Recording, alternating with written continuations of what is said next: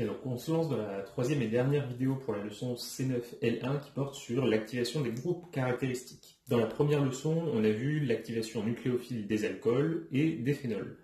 Dans la deuxième leçon, on a vu les activations électrophiles cette fois des alcools. On a vu qu'il y en avait beaucoup. Il nous reste un tout dernier paragraphe à faire qui concerne encore une fois des activations électrophiles, mais on va changer de famille chimique. On va regarder maintenant les aldéhydes et les cétones. Alors concernant la famille des aldéhydes et des cétones, je ne vais pas revenir en détail sur la présentation de leur structure, etc. Tout ça a été fait dans la leçon C6L4, donc si jamais ce n'est pas tout à fait clair pour vous, mettez un instant en pause, reprenez cette leçon et reprenez la vidéo ensuite. En ce qui concerne la réactivité des aldéhydes et des cétones, celle qu'on a déjà utilisée face aux organomagnésiens, c'est leur caractère électrophile. En effet, lorsqu'on analyse là ici un aldéhyde ou une cétone, c'est-à-dire que le groupement R1 et R2 peuvent être l'hydrogène ou une chaîne carbonée, on a une polarisation de la liaison delta- sur l'oxygène, delta plus sur le carbone, et par conséquent, le carbone est un centre électrophile. Alors cette électrophilie, elle est plutôt pas mal parmi les différentes fonctions chimiques qui existent. Pour autant, ici, on va voir qu'il existe une méthode relativement simple qui permet d'accroître cette électrophilie. La technique, eh bien, ça ressemble à une des techniques qu'on a vues concernant les alcools, c'est l'activation par protonation. En effet, si on rajoute près d'un aldéhyde ou d'une cétone, bon là ici je vais mettre un proton H+, on expliquera tout à l'heure le type de proton qu'on peut utiliser, eh bien il peut y avoir une réaction acido-basique au sens de Lewis, au sens de Bronsted aussi, les deux sens se recouvrent ici. Le H+, va jouer le rôle de site accepteur d'électrons, il a sa lacune électronique, et dans l'aldéhyde ou l'acétone qui est à gauche, eh bien c'est l'oxygène qui va jouer le rôle de donneur d'électrons. Il va donc y avoir un transfert depuis le donneur vers l'accepteur, comme d'habitude, et on va pouvoir écrire la structure protonée suivante. Là ici on a un acte élémentaire acido-basique, donc forcément renversable. Alors là on a deux formules mésomères à écrire, donc je vais les écrire assez petits.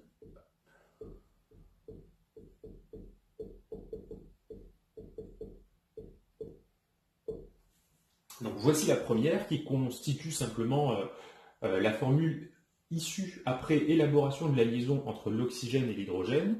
Et on repère dans cette formule de molécules un enchaînement caractéristique de la mésomérie, un enchaînement un peu spécial, double liaison, oxygène chargé positivement. On peut donc écrire un mouvement électronique supplémentaire, c'est-à-dire que l'oxygène positif est très électronégatif et donc par conséquent il va s'accaparer les électrons de la liaison pi. La formule mésomère, elle est donc déséquilibrée, mais cette fois en termes d'électrons, mais cette fois c'est le carbone qui porte la charge plus.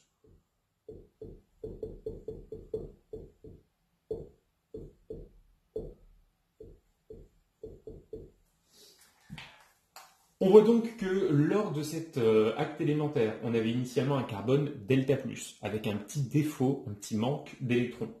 Après la protonation, on a deux formules mésomères, dont une des deux, assez représentative, possède un carbone à caractère carbocationique. Donc l'électrophilie a été augmentée, et ça veut dire que un aldéhyde ou une cétone, lorsqu'il est protoné, eh bien, il va pouvoir réagir plus vite que s'il ne l'avait pas été.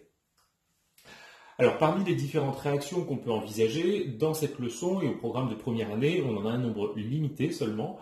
On va parler des transformations qu'on appelle des hémiacétalisations ou hémicétalisations. Et même chose, on va parler des acétalisations et cétalisations.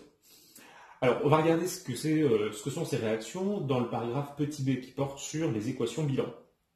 On va considérer dans un premier temps qu'on fait réagir un aldéhyde. Donc là, ici, vous voyez que R1, c'est double liaison OH, c'est la formule générale d'un aldéhyde, avec R1 qui peut être une chaîne alkyle ou un atome d'hydrogène. Si on met à réagir l'aldéhyde avec un seul équivalent d'alcool, en présence d'un activateur électrophile, donc on va mettre ici sur la flèche H+, eh bien on pourra former un composé qui va être appelé un hémiacétal. Le préfixe hémi signifie à moitié. Et dans cet hémiacétal, alors analysons un petit peu sa structure. Là ici, si j'entoure en vert la structure de l'aldéhyde, ces atomes, on les retrouve ici. Concernant les autres atomes, je vais les entourer en bleu. On les retrouve ici et là. Si on analyse ce qui se passe d'un point de vue structurel, eh bien, on a un aldéhyde et un alcool séparés qui ne forment plus qu'une seule molécule à la fin. Le nombre d'insaturations diminue. Par conséquent, cette transformation appartient à la grande famille des additions, et même plus précisément, c'est un alcool à caractère nucléophile qu'on ajoute, donc c'est une addition nucléophile. Donc ça, si on fait un petit point maintenant un peu plus large, concernant les aldéhydes et les cétones, on a déjà vu dans la leçon C6L4 qu'on pouvait faire des additions nucléophiles d'organomagnésiens mixtes. On voit ici une nouvelle réaction d'addition nucléophile, celle des alcools.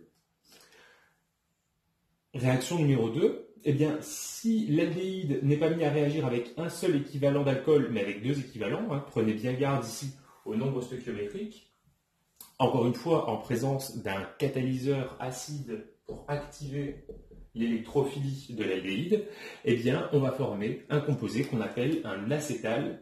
Alors, dans ces dénominations, le A de acétal rappelle le A de aldéhyde.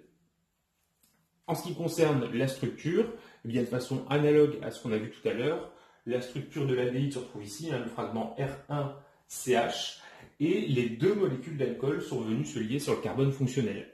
À noter, pour la réaction d'acétalisation, il y a libération d'une molécule d'eau. Et donc, ce qu'on voit sur ces exemples d'aldéhydes, on peut aussi l'écrire concernant des cétones. Donc là, ici, deux réactions qui se calquent un petit peu sur ce qu'on vient de voir. Je prends cette fois la structure d'une cétone, R1, CW liaison O, R2. Si je mets réagir la cétone avec un seul équivalent d'alcool en présence d'un catalyseur acide, eh bien, je vais former un composé qu'on appelle un hémicétal. Encore une fois, je vais faire un petit peu de marquage pour montrer où se retrouvent les atomes. L'acétone, je vais l'entourer en vert. On retrouve sa structure ici. Et concernant l'alcool, je vais l'entourer en bleu. On retrouve ces atomes constitutifs ici, le fragment R3O et l'atome d'hydrogène qui est là.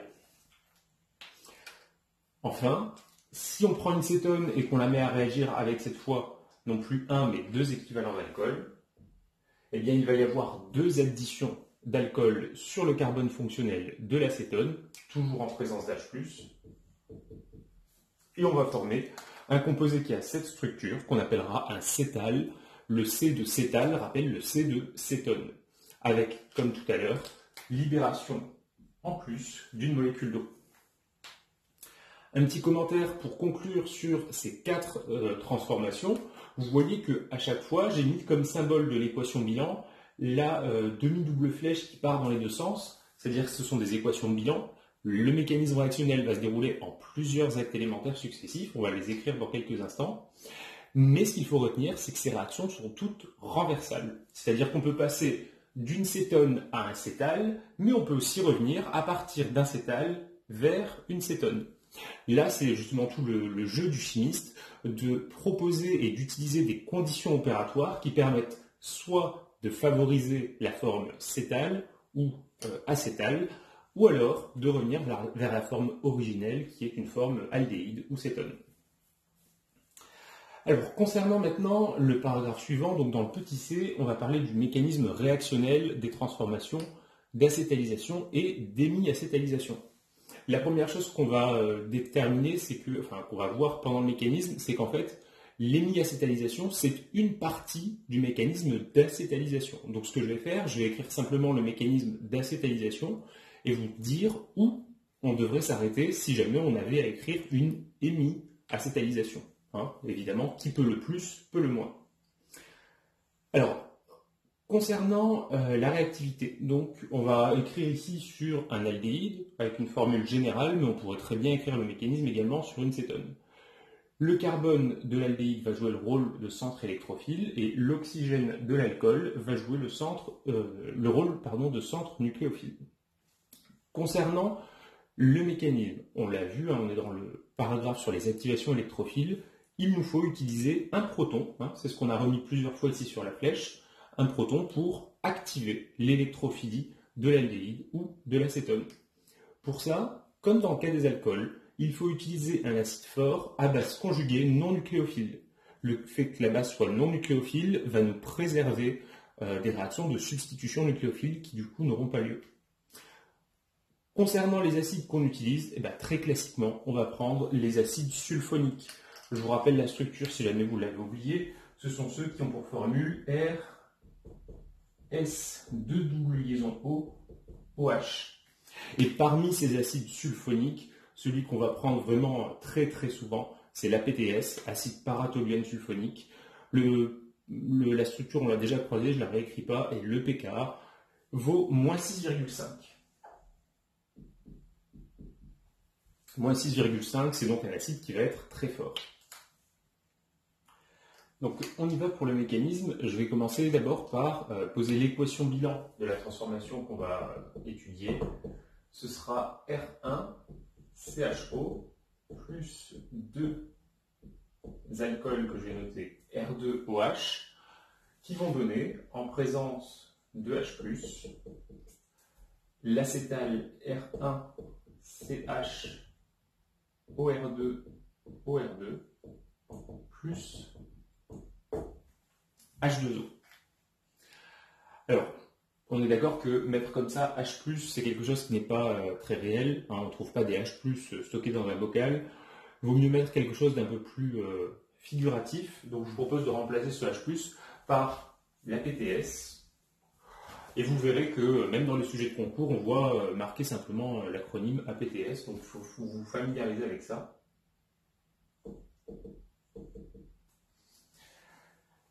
En ce qui concerne le mécanisme, encore une fois ici je vous propose une version, mais vous pourriez élaborer d'autres versions, vous allez voir, avec les deux premières étapes qui ressemblent à ce qu'on a vu concernant les alcools. Ce que je vous conseille de faire, c'est commencer par écrire un premier acte élémentaire d'équilibre rapide entre l'acide associé et l'acide dissocié. Donc la PTS, je vais l'écrire TSOH. Si jamais il se dissocie, eh bien ça signifie que l'oxygène récupère les électrons de la liaison OH et on obtient au cours d'un acte élémentaire acido-basique renversable l'ion tosylate TS au moins.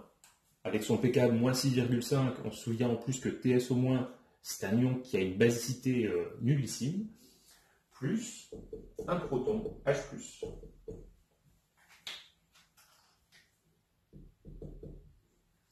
Une fois que les protons sont comme ça écrits, eh bien, on peut les utiliser dans la suite du mécanisme réactionnel. Et donc, ce qu'on va faire maintenant, c'est écrire l'activation électrophile de l'aldéhyde ou de l'acétone.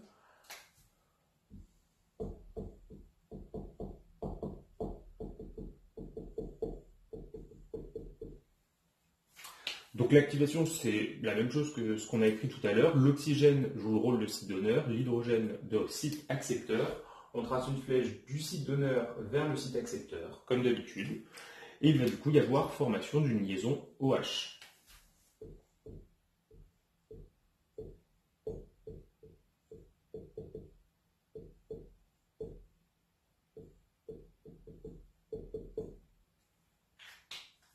Cet acte élémentaire, c'est un acte acido-basique et c'est également l'acte d'activation électrophile.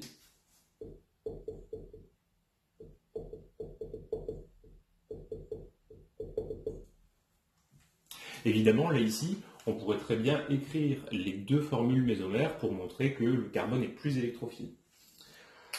Une fois qu'on est arrivé là, eh bien, on a un très bon électrophile constitué par 7 atomes de carbone. On va mettre à réagir une première molécule d'alcool. Les alcools, je vous rappelle, un peu comme la molécule d'eau, ce sont des nucléophiles plutôt pas terribles.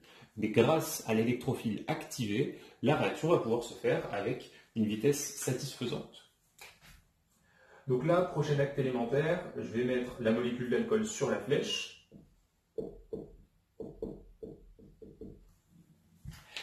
Et on va faire la réaction d'addition de l'alcool sur le composé carbonylé activé. L'oxygène joue le rôle de site donneur d'électrons, le carbone site accepteur. On fait tout comme toujours une flèche du site donneur vers le site accepteur. Cette flèche symbolise la formation d'une liaison carbone-oxygène. Et donc, puisque le carbone est en train de former une liaison, il doit se séparer d'une de ces liaisons, la plus faible, c'est-à-dire la liaison pi-CO. Donc, les électrons sont rabattus en direction de l'atome d'oxygène. On obtient par conséquent cette structure. Donc là, vous voyez que je commence par réécrire le motif correspondant à la chaîne R1CH. Là, ici, en dessous du carbone, on a la liaison avec l'oxygène de l'alcool.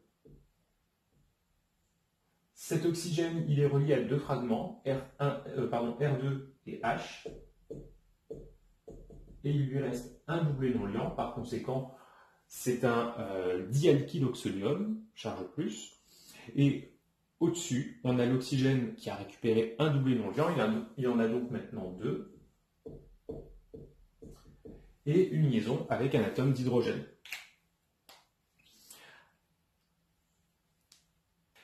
Si on analyse la structure du dernier composé qu'on a écrit, on s'aperçoit que c'est quasiment déjà un hémiacétal. La seule chose qui change par rapport à ce qu'on a écrit précédemment, c'est l'oxygène qui porte ici l'hydrogène en trop et dont la charge plus est en trop également. Ça veut donc dire que ce composé, s'il se déprotonne, par exemple à l'aide du solvant, ou bien même on peut l'écrire spontanément, on obtiendra directement l'acétal plus H+. Donc ça, c'est une voie alternative qui permet d'expliquer l'arrêt à l'acétal dans le cas où on aurait uniquement un équivalent d'alcool. Je vais mettre du coup ça en bleu en diagonale. Donc si on retire le H+, celui-ci, on obtient pas l'acétal mais l'hémiacétal.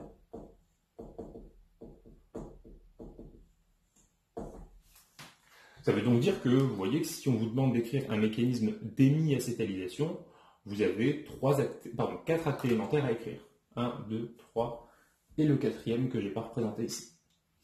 Là, je vais chercher à écrire l'acétalisation complète. Ça veut donc dire que une fois qu'on est arrivé à ce composé-là, il faut essayer d'expliquer comment est-ce qu'on va perdre une molécule d'eau et fixer une deuxième molécule d'alcool. Alors voici comment on peut écrire ces choses. L'oxygène chargé positivement ici, il porte un proton en trop et ce proton, il a par conséquent un caractère labile, c'est-à-dire qu'il peut se décrocher de la molécule, il peut aussi se raccrocher. On peut aussi envisager qu'il se décroche pour s'attacher à l'oxygène qui est ici.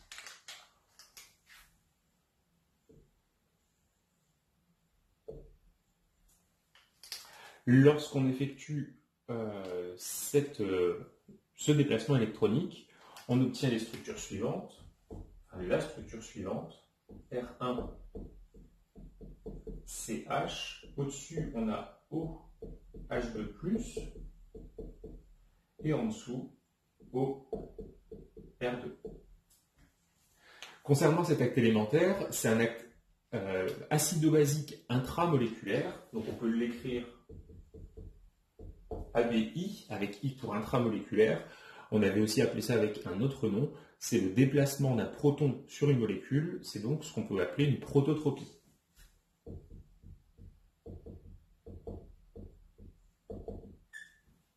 Je me rends compte aussi que sur cette flèche-là, je n'ai pas rajouté le type de réaction, on va le faire maintenant. Là, on a une double liaison CO, donc une insaturation. Sur la droite, l'insaturation n'est plus présente. Le composé, donc c'est une addition, et le composé qu'on additionne est nucléophile, c'est donc un acte élémentaire d'addition nucléophile qui se trouve ici. Ok, donc si maintenant on analyse cette structure, on s'aperçoit qu'il y a dedans un composé un groupement un peu particulier, OH2+. On l'a déjà croisé dans l'activation électrophile des alcools OH2+, c'est un très bon groupe partant, en effet, c'est un composé qui peut s'en aller sous la forme d'une molécule d'eau. pKa du couple H3O plus H2O, 0, c'est un pKa faible, donc H2O est un bon groupe partant. Si c'est un bon groupe partant, on le fait partir, tout simplement. On va donc obtenir au cours de l'acte élémentaire suivant deux composés. Tout d'abord, une molécule d'eau, plus le reste ici carboné, R1, CH, O, R2. Et concernant l'atome de carbone qui est ici, vu qu'on lui a retiré à cet endroit une liaison, ça laisse derrière lui une vacance, c'est-à-dire une lacune électronique, et une charge de plus. Si on arrête notre analyse ici, on se dit qu'il y a un problème, puisque forcément, là on a formé un carbocation, il ne respecte pas la règle de l'octet, il est très réactif, cet acte élémentaire paraît pour l'instant hautement improbable. Cependant, il existe un phénomène que vous connaissez bien qui va stabiliser ce carbocation. Le phénomène en question, c'est la mésomérie. On repère un enchaînement N sigma V, et on peut par conséquent écrire une deuxième structure mésomère pour ce carbocation.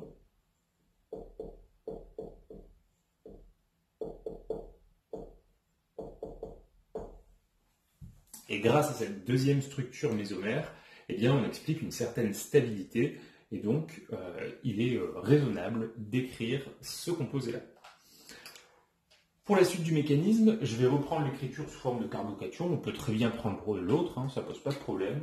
On aurait alors R1 CHO R2 avec la lacune électronique sur le carbone, plus là ici le carbone sous forme de carbocation, c'est un excellent électrophile. C'est le moment de faire intervenir le deuxième alcool nucléophile médiocre.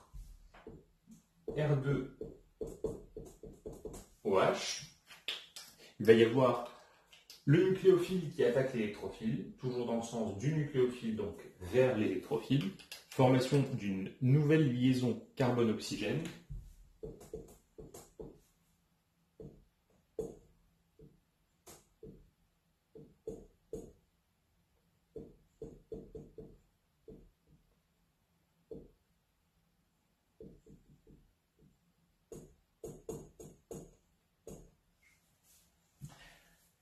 Et lorsqu'on est arrivé ici, on est quasiment arrivé à la fin. Ce composé, c'est un acétal protoné.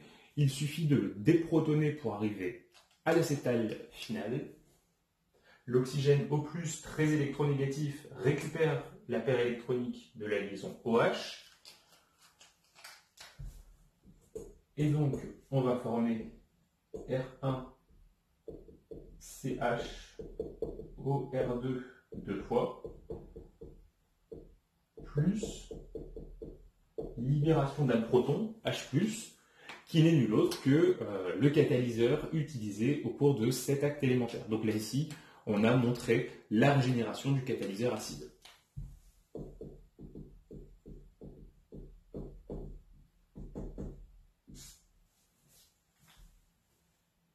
Pour conclure sur ce mécanisme, on va compléter sur les flèches les différents types de réactions.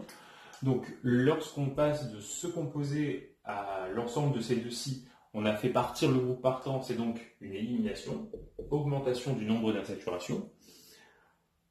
On a ensuite l'alcool qui vient réagir avec ce composé-là, c'est une addition nucléophile. Et enfin, pour terminer, c'est une réaction acido-basique qui permet de régénérer le catalyseur. Et donc vous voyez que lorsque vous aurez à écrire un mécanisme d'acétalisation, et on vous le demandera souvent, prenez de la place parce qu'il va y avoir pas mal d'actes élémentaires à écrire.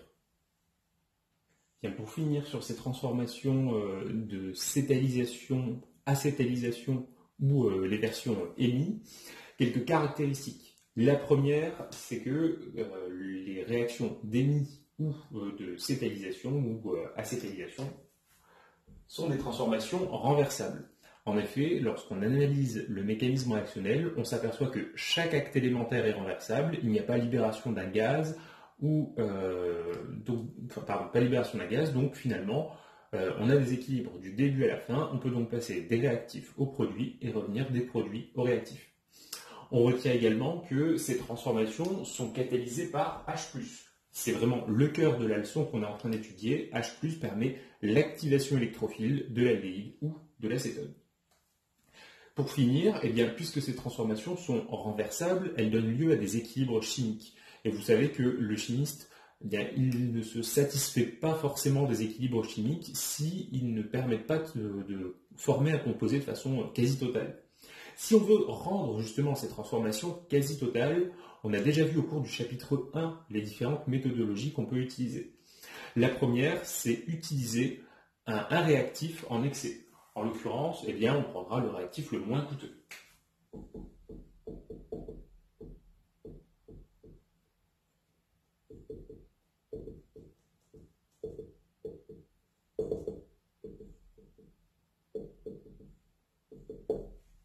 Lorsqu'on met un réactif comme ça en large excès, on va avoir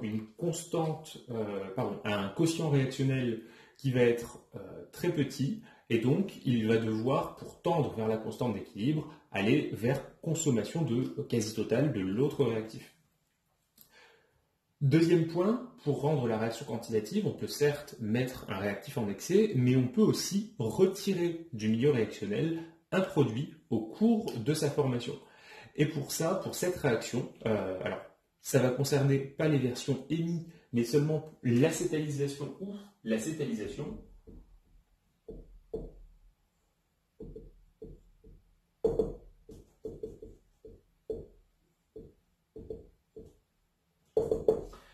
Ces deux transformations ont une particularité, c'est la libération d'une molécule d'eau.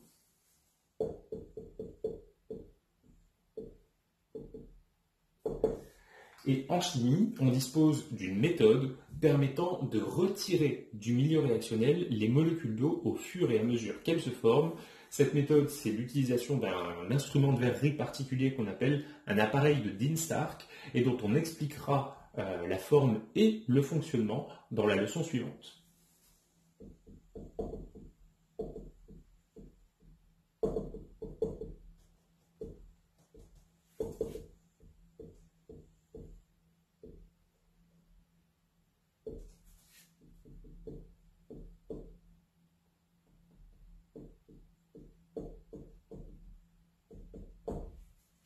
Alors, cet appareil de Dean-Stark, je vous le cite ici assez simplement, parce que la leçon est déjà suffisamment longue et qu'il y a beaucoup de choses à dire. Par contre, c'est vraiment quelque chose de très très important, donc mettez-le bien en évidence.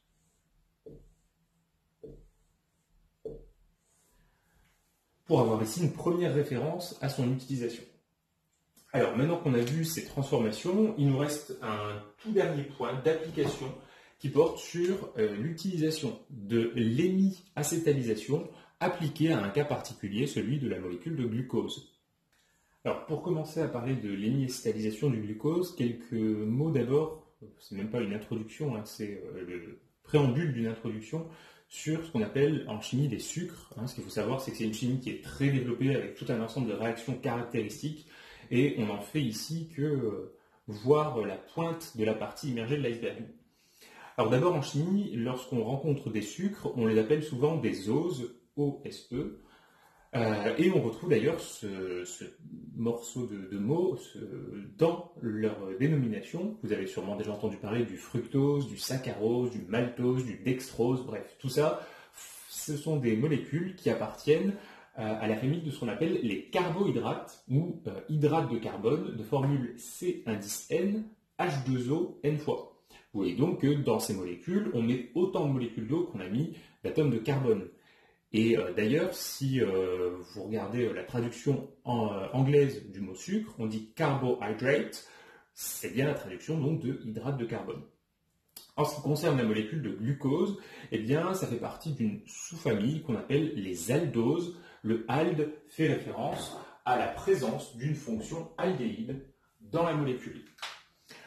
Alors, vous en avez une représentation sous forme linéaire sur le document. Je l'ai reproduite ici sur le tableau. On voit donc sur la droite la présence de la fonction aldéhyde.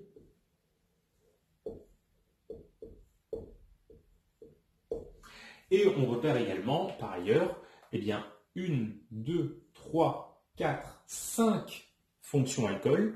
Du coup, le glucose, comme les autres sucres, vont être classés dans la famille de ce qu'on appelle les polyols.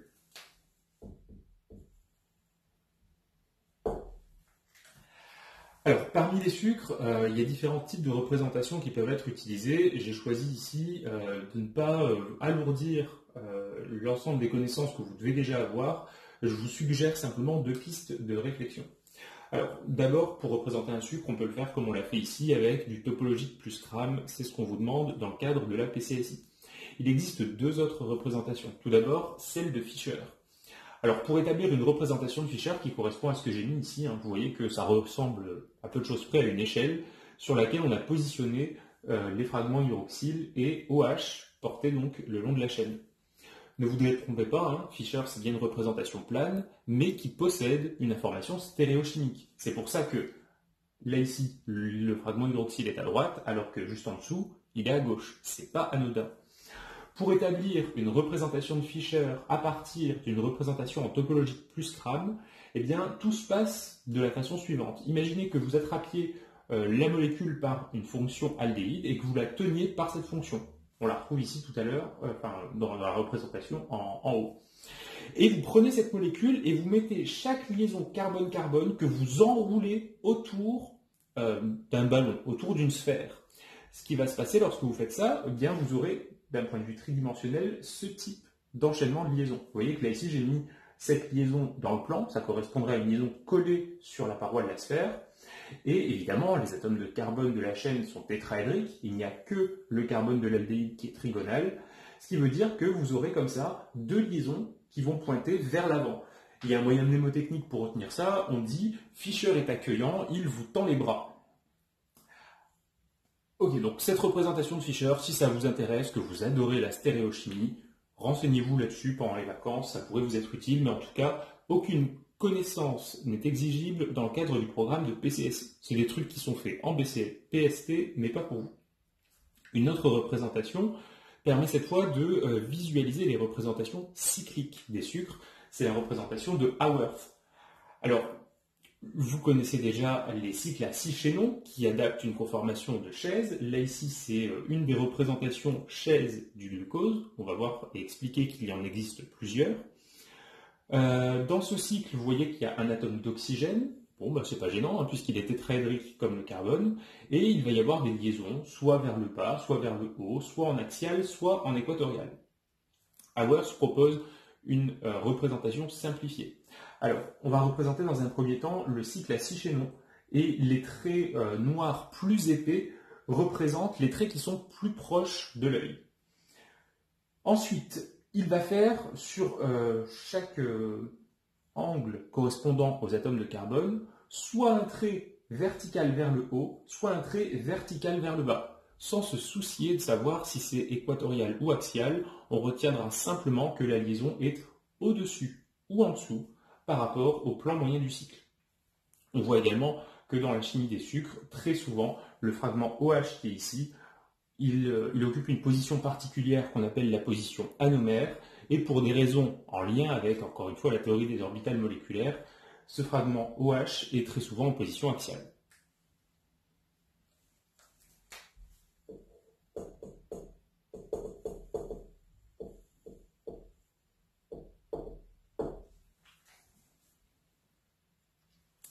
Donc, là ici, je vous donne simplement des éléments de connaissance. Vous n'avez pas à connaître a priori des choses là-dessus. Comme je vous le disais, c'est simplement si vous voulez creuser un petit peu plus, voir ce qui peut se faire en chimie sur d'autres aspects qui ne sont pas dans le programme de prépa, vous pourrez pendant les grandes vacances vous documenter là-dessus. Alors dans le paragraphe petit bêta, ce qu'on va faire maintenant, c'est identifier les réactions d'hémiacétalisation qui peuvent avoir lieu sur la molécule de glucose. Je vous rappelle qu'une hémiacétalisation peut avoir lieu dans le cas où on a un alcool qui réagit avec un aldéhyde. Ici, eh bien, c'est une hémiacétalisation un peu particulière vu qu'elle va avoir lieu de façon intramoléculaire.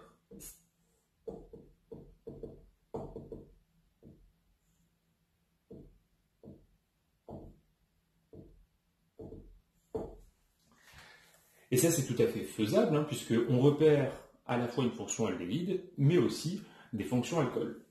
Ce qu'il faut faire maintenant, c'est essayer de donner des critères qui vont permettre de dire quelles sont les fonctions OH capables de réagir avec l'aldéhyde et quelles sont celles qui ne vont pas pouvoir réagir. Pour ça, nous avons besoin d'un argument thermodynamique.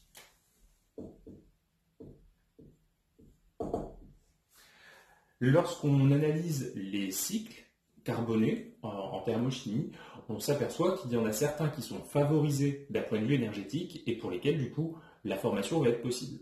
D'autres vont être au contraire défavorisés. Ce qu'on peut retenir ici, c'est que les cycles qui sont favorisés, ce sont les cycles à 5 et 6 chaînons. Ce sont les plus stables des cycles carbonés.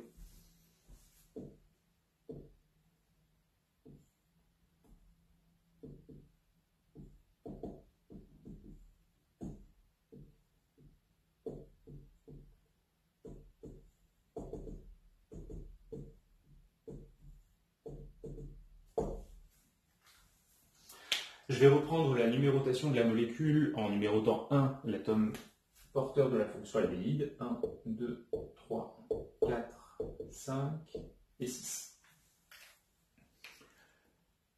Et on va ensemble compter le nombre de chaînons qu'il y aurait dans les cycles en faisant intervenir soit l'hydroxyle numéro 2, soit le numéro 3, 4, 5 et 6. Alors pour ça, je vais dessiner des choses que je vais effacer au fur et à mesure pour ne laisser au final que ce que vous devrez écrire sur le document. Donc peut-être c'est le moment pour vous soit de faire plusieurs dessins successifs ou alors de bien suivre pour essayer de comprendre ce qui se passe. Ok, donc une hémiacétalisation, il nous faut un alcool et un aldéhyde. On va parcourir la chaîne du nombre le plus petit vers le plus grand. Imaginons que ce soit l'oxygène de l'hydroxyle numéro 2 qui viennent former un cycle comme ça avec le carbone. Donc là, ce qu'il faut imaginer, c'est que cette courbe verte correspond à la formation d'une liaison chimique. Combien y aurait-il d'atomes dans ce cycle? Eh bien, on aurait l'oxygène, 1, une liaison, puis le carbone, 2, et on aurait ici C2, qui serait le troisième atome. Donc avec cette première éventualité, on serait amené à former un cycle à 3 chaînons. Pas à 5, pas à 6. Finalement, l'hydroxyle 2 n'est pas réactif pour l'hémiacétalisation intramoléculaire.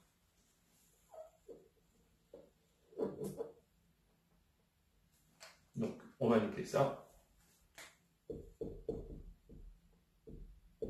Non réactif, 3 chaînons.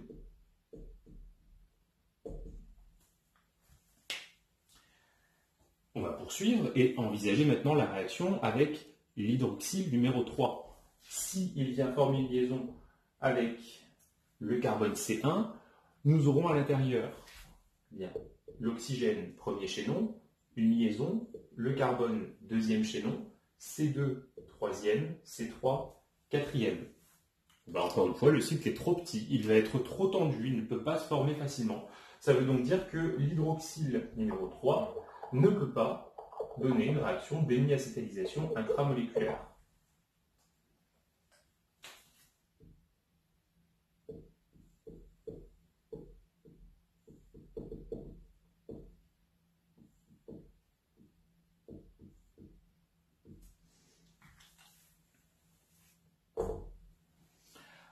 À partir de là, eh bien, je pense que vous avez compris, celui-ci donne un cycle à 3 chaînons, celui-là un cycle à 4. Donc celui-ci va donner un cycle à 5 chaînons. Il va donc être réactif.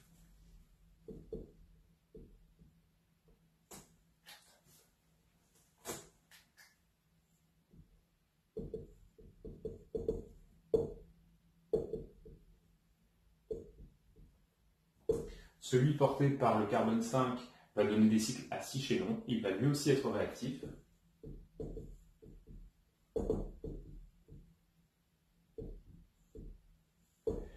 Et pour terminer, l'hydroxyle porté par carbone numéro 6 donnerait un cycle à 7 chaînons. Il ne va donc pas être réactif et pas pris en considération ici.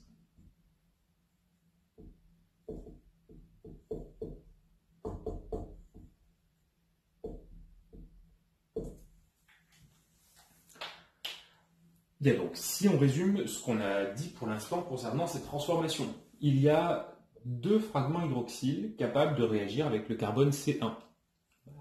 A priori, ça fait 2 transformations. Et pourtant, moi, je vous demande ici de mettre en évidence 4 réactions d'émi-acétalisation. Il faut donc réfléchir un petit peu plus. Pour poser les choses, je vous propose de considérer dans un premier temps l'hydroxyle porté par le carbone C4. Là, tel qu'il est dessiné, il est à l'arrière du plan de la molécule. Par contre, vous avez toujours en tête le fait que les liaisons simples peuvent subir des rotations libres. Ça veut donc dire que lors du repliement de la molécule sur elle-même, ou lorsqu'elle est en solution, il va y avoir une agitation moléculaire qui fait que la molécule n'est pas statique, les liaisons peuvent se tordre, avoir des rotations les unes par rapport aux autres. Ça veut donc dire que ce fragment hydroxyle, OH, va pouvoir à un instant donné soit approcher en utilisant la face avant de l'alcène, celle qui est représentée face à nous, c'est-à-dire en passant tel que je suis en train de le représenter avec le feutre. Évidemment, cette approche, elle ne se fait pas n'importe comment, elle se fait avec l'angle de Burgee-Dunit dont on avait parlé dans la leçon C6L4. Mais ça veut dire également que si l'approche peut être faite par l'avant, elle peut aussi être faite par l'arrière. Il faut donc mettre en évidence le fait que dans l'aldéhyde, il y a 2 faces qui peuvent être attaquées.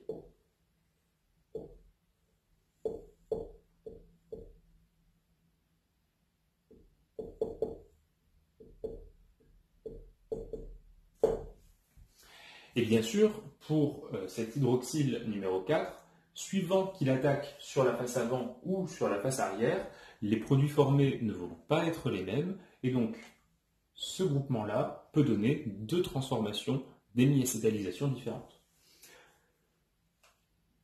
Pour conclure là-dessus, eh bien, si on regarde le carbone numéro 5, l'hydroxyle porté par le carbone numéro 5, lui, comme le précédent, peut venir se fixer en approchant soit par la face avant, soit par la face arrière, et du coup former 2 produits d'émi-acétalisation.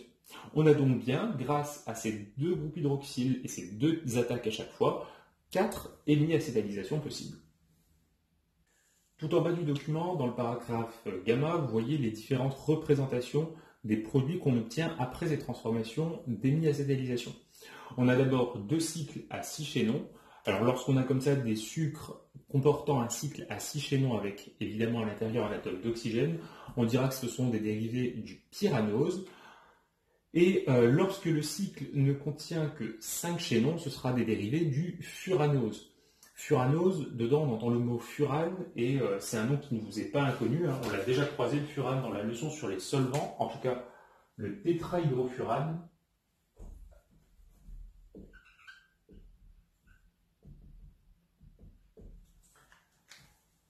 Donc comme ça, vous pouvez faire un lien avec ce que vous connaissez déjà. Alors, je ne sais pas ce que vous en pensez, mais tel quel, c'est peut-être pas forcément... Donc c'est des représentations de Haworth, telles que je vous en ai parlé tout à l'heure, et on va essayer de comprendre d'abord où est la fameuse fonction émi-acétale. Donc ouvrez bien les yeux, et on va essayer de les entourer, ces fonctions. On avait dit un peu plus tôt dans le cours qu'on avait un émi-acétal si on reconnaissait un motif R1, CH, OH, O, R2.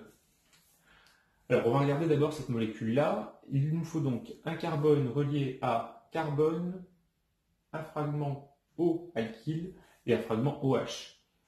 Et bien écoutez, la fonction émi-acétale, elle se trouve ici. Le carbone qui joue le rôle ici du CH, c'est-à-dire celui qui était initialement un aldéhyde, c'est celui que je mets ici en évidence en l'encadrant en rouge. Donc lorsque on compare avec l'autre produit de la famille des pyranoses, on repère donc la fonction émi-acétale au même endroit. Le carbone qui était au préalable de l'aldéhyde, c'est celui-ci. Et qu'est-ce qui change entre ces 2 représentations? Ouvrez bien tous vos yeux, c'est la position du fragment hydroxyle. À gauche, il est vers le haut par rapport au plan moyen du cycle, et à droite, il est vers le bas. Vers le haut, vers le bas, ça correspond aux faces de l'aldéhyde qu'on avait initialement, soit vers l'avant, soit vers l'arrière.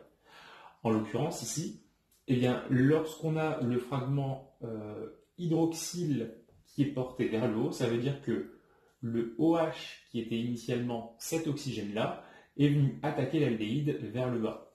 Au contraire, lorsque le fragment oxygéné qui est là, qui était initialement le OH, attaque l'aldéhyde vers le haut, eh bien l'oxygène qui était initialement lui présent dans l'aldéhyde va être repoussé vers le bas. En ce qui concerne les deux molécules du bas, donc les dérivés du furanose, on repère dans un premier temps la fonction hémiacétale. Elle se trouve ici et là. Et vous voyez que, comme précédemment, avec Hours, on voit que soit le fragment hydroxyle est vers le bas, soit il est vers le haut. Et donc, comme on l'a vu tout à l'heure, ça correspond à l'attaque sur l'une ou l'autre des deux faces de l'aldéhyde, avec le carbone qui était initialement l'aldéhyde, que je mets ici en évidence avec le petit carré rouge. Pour conclure, les pourcentages de ces différentes représentations moléculaires lorsqu'on est en solution aqueuse. Alors lorsqu'on est en solution aqueuse, si on veut pouvoir passer d'une forme à l'autre, on rajoute un petit peu de H+, vu qu'on a vu que c'était un catalyseur des transformations d'hémiacétalisation. On laisse les équilibres s'instaurer, et une fois l'équilibre thermodynamique atteint, on peut déterminer la composition, par exemple avec des mesures de polarimétrie. On s'aperçoit qu'il y a pour le composé βD plus glucopyranose 65% de présent. Pour le alpha-D plus glucopyranose, environ 35%. Concernant les deux cycles à 5 chaînons, en solution aqueuse, ils sont instables et du coup ils seront présents à l'état de trace, voire quasiment pas présents. Donc on va juste marquer ici instable, à la fois celui de gauche et aussi celui de droite. Et concernant la forme linéaire du glucose, eh bien, il en reste un petit peu. Une certaine fraction n'a pas subi la transformation d'hémiacétalisation. Il y en a à peu près 0,1%. Donc, c'est pas grand-chose. Ok, avec ceci, on termine donc cette leçon sur les activations de fonctions. Ce qu'il faudra bien retenir, c'est la méthodologie qu'on a vue, donc activation nucléophile et électrophile sur les alcools, plus activation électrophile sur les aldéhydes et les cétones. Ces deux types de méthodologies, on aura à les réutiliser pour la leçon suivante, dans laquelle on va parler de la protection de fonctions.